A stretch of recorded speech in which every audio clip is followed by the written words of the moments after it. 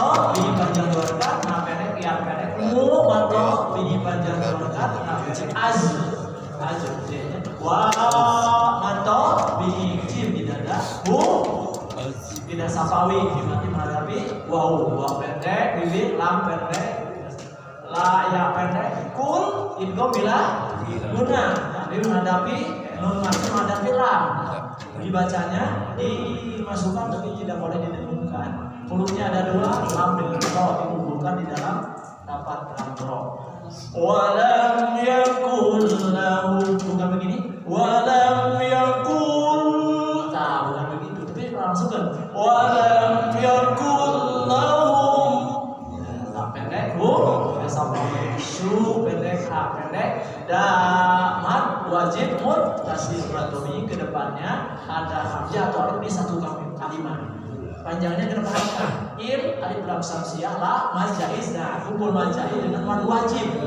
ada illa ma majaiz kenapa sebut illa majaiz karena matomi ke depannya ada alif di misah kalimat kalau mad wajib mah satu kalimat kalau majaiz mah satu kalimat ya. Jadi syuhada itu satu kalimat illa satu kalimat dan ada huruf atau katanya syuhada kalimat syuhada mad wajib itu mah illa majaiz bedanya bisa kalimat ipa dimasukkan ke minum pendek su pendek tidak sapawi pa pendek sa pendek ha mantobi da pendek lu pendek ha pendek ha pendek di pendek him tidak sapawi ar pendek pa pendek pendek sha shin besar mat badal da mat ba tim idgham ikrabnya tapi menghadapi ba masuk di berbentuk ke bibir ya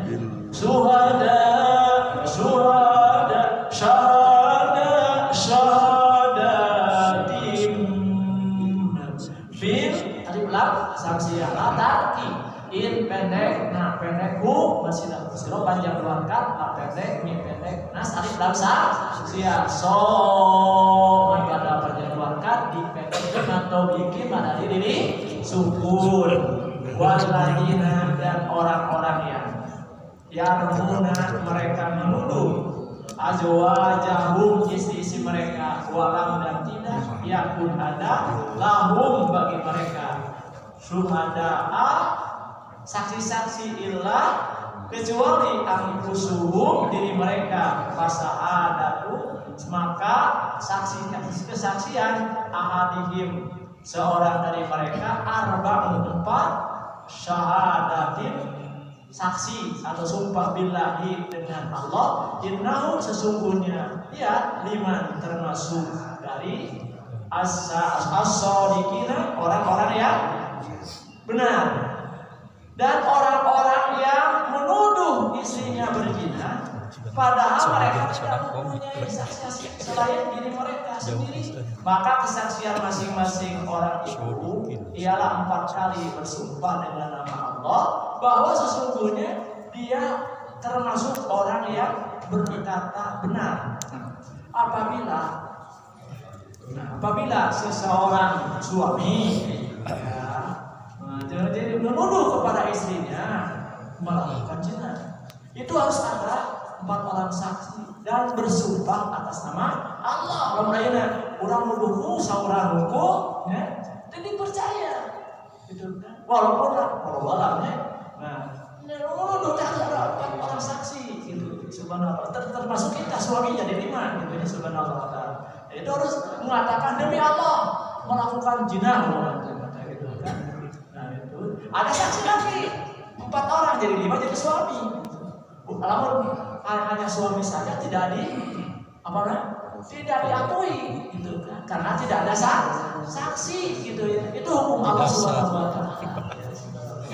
Nah, ketika Nabi Yusuf alaihissalam diperkosa oleh Siti Juwananya nah dikunci kamar-kamar ada Siti Juwananya panggulisnya sama Mesir tidak ada yang paling cantik yang banyak yang terkontek waktu itu gitu ya lu paling ganteng di Mesir itu waktu itu Nabi Yusuf Makanya orang dengan ayah di Jerman anu keur kami 14 sampai di surat Yusuf supaya naon teh kasep sebenarnya padahal eta teh arep percaya ka orang jadi suami itu kasep itu subhanallah kan gitunya padahal kamu kok ya masih bilang subhanallah kan nah eta sih percaya suami urang nu kasep nabi ya, tidak ada yang lain kasih Nabi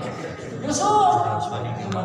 Ketika Nabi Yusuf sedang ada di rumah, memang membantu gitu kan dibeli di rumah ada jual beli, diperjualbelikan anaknya rupanya udah ayam gitu, dibantu. Tidak ada siapa-siapa di rumah kecuali berdua. Ada Zuleha, Mas Yusuf dipanggil ke kamarnya, kami datang. Dia suruh menjit-menjit gitu. Nah, Nabi Yusuf dan Raden tanya ada itu di rumah orang. Ada yang memperkosa kandungan gitu, berbuat yang jahat kandungan. Nggak mau karena Nabi Yusuf masalah Nabi. Nah, lama-lama Nabi Yusuf karena malu sama Allah gitu ya. Nabi Yusuf keluar, langsung dipegang di bawah jembut. Sobeklah belakangnya. Pas mau lompat sedang sobek, suaminya ada di depan pintu. Bahwa teriak ada yang memperkosa siapa? Siti Juleha gitu kan, padahal bukan perkosa teh Siti Juleha itu bukan Nabi Yusuf. Akhirnya Nabi Yusuf dipenjarakan selama 8 tahun. Walaupun ada satu saksi gitu kan hanya, tetapi kan minta bantuan keluarganya dari pihak ibu, dari keluarga Nabi Yusuf dan keluarga pihak orang tua dari pihak Siti Juleha dan pihak Raja Abdul Aziz, karena suaminya Siti Juleha itu namanya Abdul Aziz. Nah ternyata kalau sobeknya itu dari belakang, itu adalah yang memperkosa itu adalah Siti Juleha. Kalau sobeknya baju di depan, itu adalah yang memperkosa Nabi Yusuf. Ya, belakang dijemurnya, tinggal lamun di bawah di kwejernya sebenarnya. Ternyata sobeknya teh dari belakang tetap saja. Nabi Yusuf dipenjara, hukum selama 8 tahun. Sebagai itu, tetapi hebat Nabi Yusuf selama 8 tahun di penjara, jago, pintar untuk menakwilkan mimpi.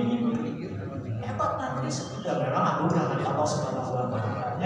Nah itunya, namun ayah sekali lagi, namun ayah ibu, suami menuduh ibu, melakukan zina, harus ada saksi. 4 orang ditambah 1 suaminya, jadi 5 orang, dan menyatakan sumpah demi Allah. Sumpah demi Allah ya sih.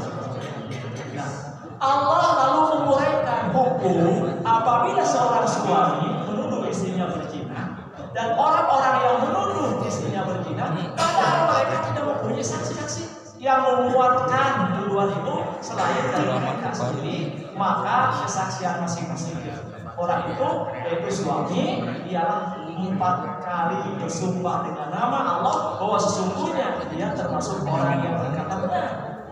Dan sumpah yang kelima adalah bahwa laknat Allah akan menimpanya jika dia termasuk orang yang berdusta dengan tuduhan yang dialamatkan kepada istrinya. Lalu orang sumpah ternyata istri orang tenawan, tenawan, berarti orang dosa. Quran surat An-Nur, yang dibacanya An-Nur ya. An-Nur itu artinya cahaya. Nur cahaya katanya. Ayah jama anu menambah nur, ya. Nah, itu cahaya. Ya dia terimanya. Nur itu cahaya. Cahaya. Dulu jadi cahaya kan. Lamun aya nanggaran itu cahaya. Cahaya untuk dirinya, untuk orang lain. Surat Madaniyah yang diturunkan di Madinah sebanyak 64 ayat, dinamai An-Nur yang berarti cahaya, diambil dari kata An-Nur yang terdapat pada ayat ke-35. Nah, ayat ke-35 tadi bacanya. Nah, Allahu nurus samawati wal ardh. Masal nurihi kamiskati fiha misbah. Al misbahu fi rujajah. Al rujajatu ka'annaha kaukaba duriyatu yuqadu min sajarati mubarakatin zaitun la syarqiyati da syarqiyati wala gorbiyah yakadu zaituha yudi walau tamsasu nah nuru ala nur yahdillahu binurihi mayyasa wa yudrikullaha amsala linnasi wallahu bikulli syai'in alim. Allah telah memberi cahaya kepada langit. Nur cahayanya. Allah telah memberi cahaya kepada langit dan bumi. Perumpamaan cahayanya seperti sebuah lubang yang tidak tembus, yang di dalamnya ada pelita besar. Pelita itu di dalam tabung kaca, dan tabung kaca itu bagaikan bintang yang berkilauan yang dinyalakan dengan minyak dari pohon yang diberkahi, yaitu pohon zaitun yang tumbuh tidak di timur dan tidak pula di barat, yang minyaknya saja hampir-hampir menerangi walaupun tidak disentuh api. Cahaya di atas cahaya berlapis-lapis. Allah memberi petunjuk kepada cahayanya lagi bagi orang yang dia kehendaki. Dan Allah membuat perumpamaan-perumpamaan bagi manusia. Dan Allah Maha mengetahui segala sesuatu. Ayeuna kieu contohnya gampang. Allah telah memberikan nur cahaya. Cahaya mana? Cahaya matahari. Kalau seandainya matahari di siang hari tidak nyala gimana? Gelapnya gelap tak sahasi berapa kamu kitanya berapa megawatt berapa megawatnya ya sebentar megawatt segitunya mah kuat ya cipta Allah. Siapa yang bisa memadamkan ada cahaya matahari? Lampu orang minyak kan di mana lampunya? Subhanallah, energinya di mana? Dengan kekuasaan Allah Subhanahu wa taala, cahaya matahari begitu hebatnya. Sampai-sampai kita tidak terpikirkan. Malah Nabi Ibrahim alaihissalam sebelum dia mengenal Allahnya, dia melihat matahari, mungkin inilah Tuhan, kesembahan aku. Ternyata malamnya tidak ada matahari. Ini bukan Tuhan. Yang nama Tuhan itu adalah yang tidak mungkin hilang. Itu kan ada di surat Ibrahim itu. Subhanallah. Nabi Ibrahim ketika mencari Tuhannya. Begitu juga pada siang malam hari Allah menciptakan bulan. Dulu bulan itu menyala. Subhanallah, ada menyalanya. Dulu menyala seperti matahari. Allah sengaja dipadamkan seperti itu. Pandulan aja si bulan tersebut. Sama dengan bumi, dulunya bersatu, sekarang dipisahkan. Subhanallah. Nah, Allah memberikan suatu perumpamaan. Terangnya matahari sebagai nur, terangnya bulan sebagai nur, bintang-bintang terangnya sebagai nur cahaya. Dan yang lebih penting lagi, lebih utama, terangnya Al-Quran. Kalau dibacakan oleh kita akan menerangi kolbu yang gelap gulita di hati kita. Kolbu gelap gulita. Kamu tuh lah. Error lah. Kadang-kadang orang pernah errornya. Kira-kira gelap gulita we.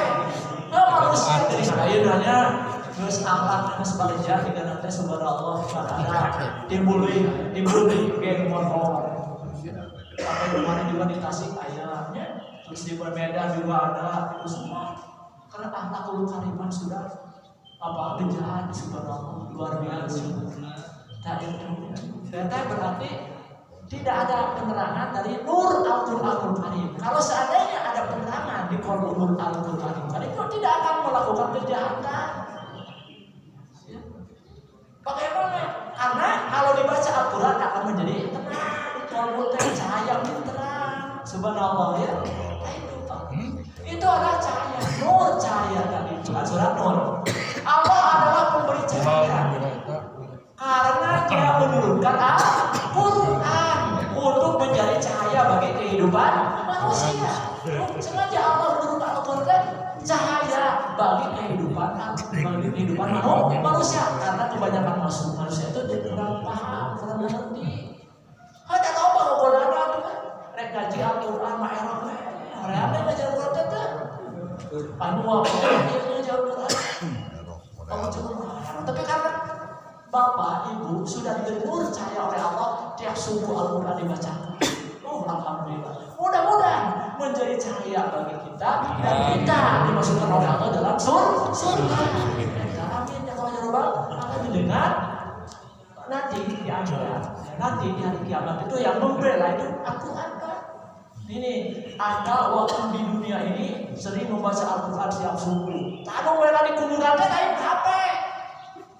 Al-Qurannya dah apa yang ngomong ayat ya Al-Qurannya subhanallah akhirnya kan kamu jalannya termasuk saya kamu tinggal tinggal rumah apa ya eta dimudahkan Allah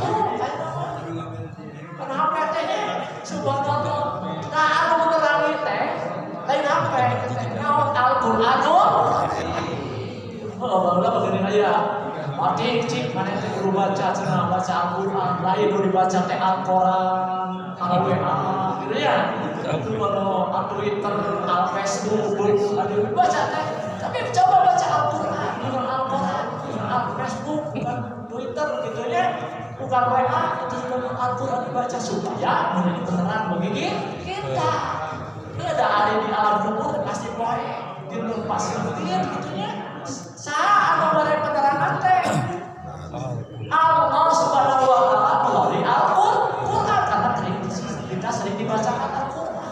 Kalau orang tidak dibaca Al-Quran bagaimana? Subhanallah. Al-Quran itu pedoman hidup dengan jelas gitu ya. Subhanallah. Allah adalah pemberi cahaya. Karena Allah menurunkan Al-Quran untuk menjadi cahaya bagi kehidupan manusia. Sampai apa ada dalam Al-Quran yang mau damai sama seorang hidup kumai we tak itu kumai masa kumai kumai cerita rumah saya we cerita itu eta teh harus berpegang kepada Al-Quranul Karim asap itu cukupnya kembali kepada Al-Quran